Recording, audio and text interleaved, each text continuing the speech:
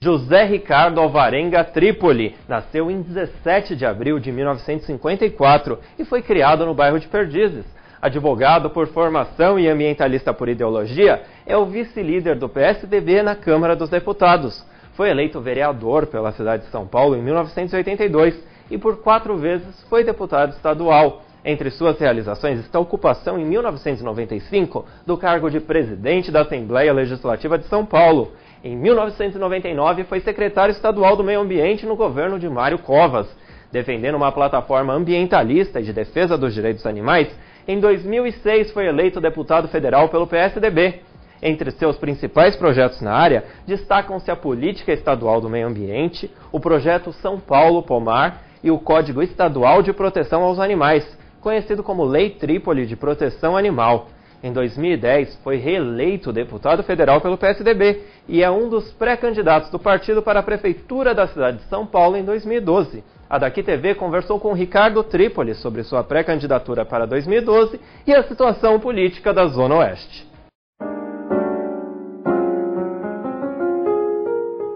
Na questão basicamente da saúde, eu que trabalhei muito com a questão do Hospital Sorocabano, levei os últimos 3 governadores a conhecer o hospital, a se dedicarem ao hospital. Recursos foram dirigidos num volume, eu diria, expressivo para o Hospital Sorocabana. O Hospital Sorocabana é um marco na vida de quem nasceu na região oeste, na Lapa. Nós não atendemos só Lapa, não. Atende Pompeia, Perdizes, Sumaré e, além disso, as pessoas que vêm de trem de Carapicuíba, Cotia, de outras regiões que também eram atendidas no Sorocabana. O que aconteceu, na verdade, é que o modelo de gestão que foi implantado no Sorocabana não deu certo, né? Praticamente ficou com a área de diálise, que é um pessoal da área particular que locava um dos andares, o restante ele vivia basicamente de subsídio do governo. Porque o que acontece? O Sorocabano viveu durante muitos anos dos funcionários da antiga Sorocabana. E eles foram se aposentando, a Sorocabana praticamente já não existe mais, então ela não tem como sobreviver, a não ser que ela realmente tenha uma gestão diferenciada daquela que existe hoje. No que diz respeito aos hospitais particulares, eu acho que cabe estímulo, sim, eu acho que tem campo para prosperar. A Lapa, a região oeste da cidade de São Paulo, ela tem um padrão classe, eu diria, classe média, né, que tem como, obviamente, buscar recursos e poder dar esse padrão de qualidade. A saúde, eu acho que seria trabalhar exatamente esse aspecto. Retomada do Hospital Sorocabano, se não fosse por entidades governamentais, que fosse uma entidade ligada a uma universidade que pudesse fazer a gestão, como outros hospitais têm feito no estado de São Paulo como um todo. E lá não seria diferente. Eu acho que merece sim termos uma atenção específica para a questão da saúde. Agora, eu acho que, no que diz respeito à prefeitura, nós temos que descentralizar, ou seja, não dá mais para concentrar poder nas secretarias de Estado. Nós temos que concentrar poder nas subprefeituras. E no caso da saúde, nas UBSs, nas AMAs, enfim, nos órgãos que atendam a saúde na região da Zona Oeste. O grande problema da educação é o péssimo salário do professor.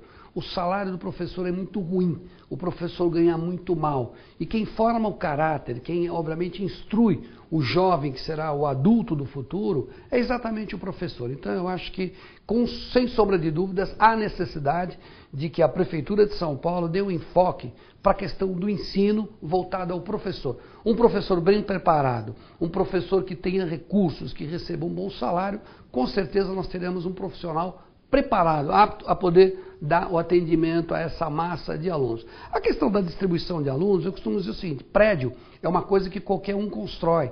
Arquiteto, engenheiro, com recursos a prefeitura faz. O mais importante é saber quem estarão dentro desses prédios para dar um atendimento à altura.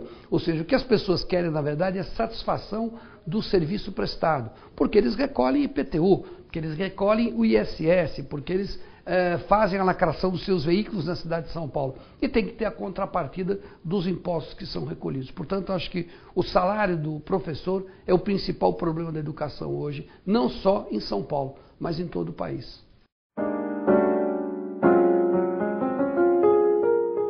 A subprefeitura tem que ser um poupa-tempo. Por quê? Porque a pessoa não pode ir à subprefeitura e de lá deslocam ela para a Secretaria da Educação. Ela vai à subprefeitura, deslocam ela para a Secretaria da Saúde. Ela vai resolver poda de árvore, deslocam ela para a Secretaria do Verde. Os problemas têm que ser resolvidos ali, né? As secretarias induzem políticas públicas, a subprefeitura exerce políticas públicas, ou seja, ela tem que de fato resolver os problemas locais.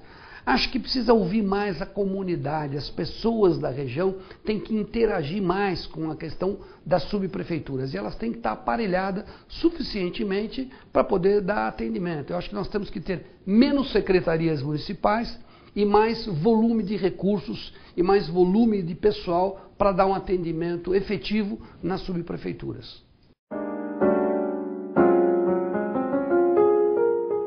Uma série de fatores. O primeiro deles eu acho que é uma interação da Guarda Municipal com a Polícia Militar e com a Polícia Civil.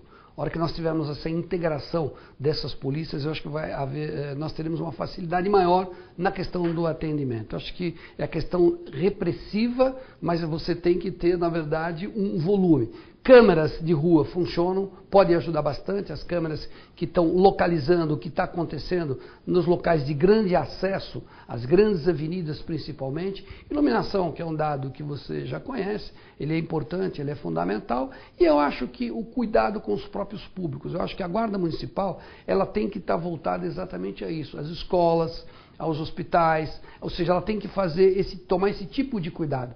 Falta um pouco de intimidade do policial que cuida daquela região, daquele bairro com a população local. O que acontece hoje? O policial que está destinado a trabalhar na Zona Oeste, ele ou é promovido ou não, ele é deslocado para uma outra região. E assim sucessivamente. Eu acho que o policial deveria ser uma pessoa vinculada à região para criar mais intimidade com a população. Com isso daria mais segurança, mais tranquilidade às pessoas, principalmente da Zona Oeste.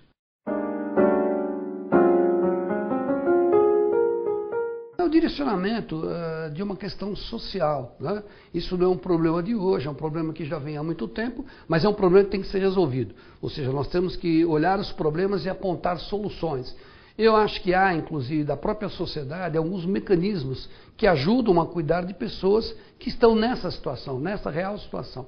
O que a administração pode fazer? No que diz respeito à educação, no que diz respeito à saúde, no que diz respeito às questões onde você pode levar essas pessoas, não só para que elas possam dormir uma noite, mas possam ter um primeiro atendimento e depois disso, obviamente, você tem um conselho tutelar, você tem alguns órgãos vinculados à máquina do Estado que possam dar uma dinâmica diferente e essas pessoas não seriam abandonadas na rua.